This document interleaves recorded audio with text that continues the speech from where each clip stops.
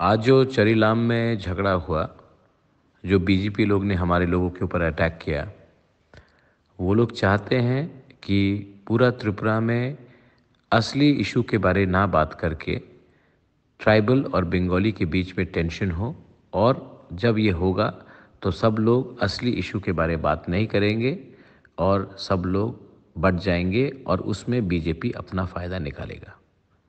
मैं सब अपने तिपरा मोथा, बुरुई बदौल और वॉरियर्स को बोलना चाहता हूँ, ये टाइम नहीं है इमोशनल होने का, ये टाइम है दिमाग से काम करने का। आपका दुश्मन बंगाली नहीं है, आपका दुश्मन मुसलमान या कोई नहीं है। ये नेता लोग चाहते हैं कि ये सब दिखाकर एक दूसरे से फाइट करें आप, और इसका फ़ायदा उठाकर इलेक्शन जीते। दिमाग से काम करो।